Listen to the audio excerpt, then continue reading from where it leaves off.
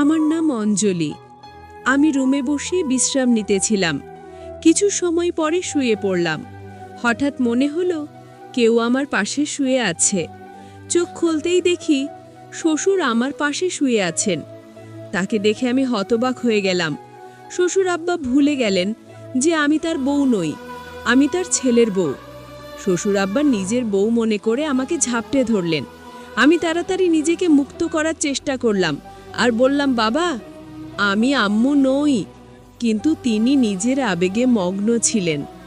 এত বয়সে এসে তার এই উত্তেজনা দেখে আমি হতবাক হয়ে গেলাম। তারপর তিনি আমার হাত ধরে টেনে নিলেন। তারপর শ্বশুর বললেন, আমি তোমার সৌন্দর্য দেখে মুগ্ধ হয়েছি। আমি বললাম, বাবা, আপনি কি করছেন? আপনি ভুলে গেছেন আপনি কার সাথে আছেন? এরপর যে ঘটনা ঘটেছে তা আমার কাছে খুবই ভয়ানক ছিল। আমি অনেক সুন্দর দেখতে, শরীরের গঠন আর নাই বা বললাম, একটু স্বাস্থ্যবতী হওয়ায় আমাকে নাকি আরও বেশি সুন্দর লাগে, এটা সবাই বলতো। আমার স্বামী অমল বাইরে কাজ করতেন এবং বাড়ি ফিরে বিশ্রাম নিতেন। আমি গত কয়েকদিন ধরে গৃহস্থলীর কাজের চাপে আমি খুব ক্লান্ত ছিলাম। আমরা নববিবাহিত, আর অমল সদ্য চাকরি পেয়েছেন। তিনি আমাকে তার সাথে বাহিরে থাকার জন্য নিয়ে যেতে চেয়েছিলেন, কিন্তু বিয়ের খরচের কারণে আমি তাকে বললাম, তুমি আগে স্থায়ী হয়ে নাও, পরে আমাকে নিয়ে যেও। আমার স্বামী কাজে চলে যাওয়ায় অমলের পরিবারের সাথে যেতে হয়েছিল। শ্বশুরবাড়ির সবাই অন্য শহরে থাকতেন। এই বাড়িটি অমলের নামে ছিল এবং আমাদের বিয়ের পর অমল এটি কিনেছিল। বিয়ের এক সপ্তাহে পরে শ্বশুর শাশুড়ি আমাকে আমাদের বাড়ি থেকে আমাকে নিয়ে যান এবং তাদের সাথে থাকতে বলেন। আমি যাবার পর আমার ননদ খোঁটা দিয়ে ওই বাড়ি ছেড়ে চলে যান। আজ অমল বাহিরে আর আমিও একা। অমল তার বাবা মাকে আমার কাছে রেখেছিলেন যাতে তারা আমার সাথে থাকতে পারেন। অনেক জার্নি করে ক্লান্ত হয়ে রেল স্টেশন থেকে ফিরে আমি রুমে বিশ্রাম নিতে গিয়ে শুয়ে পড়লাম। হঠাৎ মনে হলো কেউ আমার পাশে শুয়ে আছে। আমার আতঙ্কে চোখ খুলতেই দেখি শ্বশুর আমার পাশে শুয়ে আছেন। তাকে দেখে আমি অবাক হয়ে গেলাম। আমি উঠতে চাইলাম, তিনি আমাকে ঝাপটে ধরলেন আর বললেন, রানী, তুমি খুব আরামে ঘুমাও। আমার শাশুড়ির নাম ছিল রানী। আমি তাড়াতাড়ি বললাম, বাবা, আমি আম্মু নই, আমি অঞ্জলি, আপনার ছেলে অমলের বউ। তারপর দরজার কাছে গিয়ে আওয়াজ করতে লাগলাম। শ্বশুরের এই সব আচরণ আমার কাছে খুবই অদ্ভুত লাগছিল। হঠাৎ আমার শাশুড়ি ঘরে ঢুকে জানতে চাইলেন, বৌমা, তোমার শ্বশুর এখানে কি করছেন? এরপর আমি চুপ করে রইলাম। তখন আমার শাশুড়ি বিব্রত হয়ে বললেন, তোমার শ্বশুর স্মৃতিহারা রোগে ভুগছেন, তাই হয়তো ভুল করে এখানে এসেছে। আমার শ্বশুরের নাকি মাথায় সমস্যা ছিল। এই কথা শুনে আমি তখনই স্বস্তি পেলাম। শ্বশুরের ভুল বোঝার কারণে এই ঘটনা ঘটেছে, যা আমার কাছে ভয়ানক ছিল। কিন্তু আমার শ্বশুর কি আসলে স্মৃতিভ্রষ্টতার কারণে ভুল করে আমার ঘরে এসেছিলেন, নাকি অন্য কোনো উদ্দেশ্য ছিল? আমি ওই দিন দরজা বন্ধ করিনি। আমরা তিনজনেই এই বাড়িতে থাকতাম।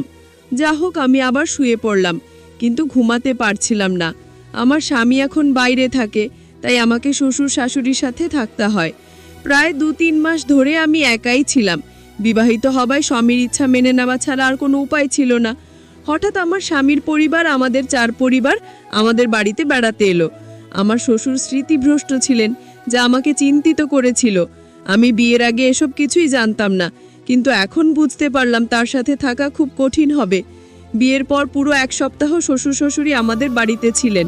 সেই সময় শ্বশুরের অসুস্থতার কোনো লক্ষণ আমি দেখিনি, কিন্তু অমল চলে যাওয়ার পর তার স্মৃতিভ্রষ্টতা প্রকাশ পেল। এই অবস্থায় তার কাছে যাওয়া বা তার যত্ন নেওয়া কঠিন হবে। আমি সারা রাত এই বিষয়ে ভাবতে ভাবতে সকালে রান্নাঘরে গেলাম নাস্তা করতে। ঠিক তখনই আমার শ্বশুরের কোনো সমস্যা হলো। সে আমার রান্নাঘরে চলে আসলো। আমি চিন্তিত হয়ে এভাবে বললাম, বাবা, এভাবে হাঁটছেন কেন? তিনি বললেন, অঞ্জলি, তুমি খুব সুন্দর, তোমাকে খুব ভালো লাগছে। এই বলে আমাকে পাদা করে ধরলেন। আমি বললাম, বাবা, আপনি কি করছেন? তিনি বললেন, অঞ্জলি, আমি তোমাকে নিয়ে রোম্যান্স করব। তোমার সৌন্দর্য দেখে আমি মুগ্ধ হয়েছি। আমি বললাম, বাবা, আপনি কি ভুলে গেছেন আপনি কার সাথে আছেন? আমার শ্বশুর বলল, আমি জানি আমি কার সাথে আছি। সে আমাকে কাছে পাবার জন্য পাগল হয়ে গেছিল। আমি তার এই উত্তেজনা দেখে হতবাক হয়ে গেলাম। এই সময় হঠাৎ মা ঠান্ডা হাওয়া খেতে খেতে বারান্দায় এসে জিজ্ঞেস করলেন, কি ব্যাপার অঞ্জলি, কোনো সমস্যা আছে? আমি উত্তর দেবার আগে আমার মা শ্বশুরের হাত ধরে তাকে রান্নাঘর থেকে নামিয়ে নিলেন। তিনি বললেন, তোমার শ্বশুর স্মৃতিভ্রষ্টতার কারণে ভুল করে এখানে এসেছে। আমার কথা আমার মাও শুনলেন না। পরদিন অমল ফোন করলো। আমার শাশুড়ি মায়ের কাছে আমি ফোন চাইলাম, কিন্তু শাশুড়ি মা এসে বললেন, বৌমা, তুমি তোমার বাবার ব্যাপারে অমলকে কিছু বলো না, নাইলে সে টেনশনে পড়ে যাবে। এরপর বললেন, অমলের একটি গুরুত্বপূর্ণ মিটিং আছে, রাতে ফোন করবে, তখন কথা বলো। আমি সারা রাত অপেক্ষা করে ও অমলের কোনো ফোন পেলাম না। আমার শাশুড়ি পাশে বসে টিভি দেখছিলেন। আমার শাশুড়ি বললেন, বৌমা, তোমার শ্বশুরের ব্যাপারে অমলকে কিছু বলো না, তাহলে সে অনেক টেনশনে পড়ে যাবে। আমি বললাম, শাশুড়ি মা, বাবাকে ওষুধ খাবান। শ্বশুরের স্মৃতিভ্রষ্টতা বেড়েই চলেছে। আমার সবচেয়ে কষ্টের বিষয় ছিল শ্বশুর মশাই শুধু তার বউয়ের ব্যাপারে ভুলে যেতেন, বাকি সব কিছু মনে রাখতেন। আমি অনেক সময় ইচ্ছাকৃতভাবে তার ব্যক্তিগত জিনিস লুকিয়ে রাখতাম, কিন্তু সেগুলো তিনি সব মনে রাখতেন। শ্বশুর শুধু তার বউকে ভুলে যেতেন। শ্বশুর যদি ইচ্ছাকৃতভাবে না করতেন, তাহলে তাকে সহায় করতাম। স্বামী চলে যাবার পরে 3 মাস অনেক কষ্টে শ্বশুর শাশুড়ির সাথে কাটিয়েছি। রুমের দরজা বন্ধ করে ঘুমাতাম এবং সারাদিন শ্বশুরের মুখোমুখি না হবার চেষ্টা করতাম। একদিন দুপুরে তালা লাগাতে গিয়ে দেখলাম দরজাটা ভাঙা। আমি চিন্তা করলাম, এটা কি করে সম্ভব, কারণ সকাল পর্যন্ত দরজা তালা ঠিক ছিল। রাতে আমি কিভাবে ঘুমাবো? এই ভাঙা দরজা দিয়ে যে কে ঢুকতে পারে? তাই আমি কাউকে কিছু না বলে আমার বাবার বাড়িতে চলে আসলাম। কিছুদিন পর অমল ছুটিতে বাসায় আসলো এবং আমাদের বাড়িতে আসলো। আমি অমলকে সব খুলে বললাম। অমল আমাকে তার চাকরি স্থানে নিয়ে গেলেন আর আমাকে বললেন তার বাবার ব্যাপারে কাউকে কিছু না বলার জন্য, কারণ অমলের বাবা আমাকে কাছে পাওয়ার জন্যই নাটক করেছিল। আর আমার শাশুড়ি আমার শ্বশুরের চাহিদা না মেটাতে পেরে শ্বশুরকে সহযোগিতা করত। আমি আর অমল তারপর থেকে আর কখনো বাড়িতে যাইনি। এখন আমরা খুব সুখে আছি। প্রিয় দর্শক, এই গল্প থেকে আমরা একটি গুরুত্বপূর্ণ শিক্ষা নিতে পারি। সব সদস্যদের প্রতি যত্নশীল এবং সম্মানজনক আচরণ অত্যন্ত জরুরি। মানসিক অসুস্থতা থাকলে বিশেষভাবে ধৈর্য এবং সহানুভূতি প্রদর্শন করা উচিত। আর যদি কেউ আমার শ্বশুরের মতো হয়, তাহলে তার থেকে দূরে থাকা ভালো। সব বাড়িতে নিরাপত্তা সচেতনতা বজায় রাখা অতি জরুরি। বিশেষ করে বয়স্ক সদস্যদের সাথে আচরণের ক্ষেত্রে গুরুত্বপূর্ণ ভূমিকা পালন করা উচিত।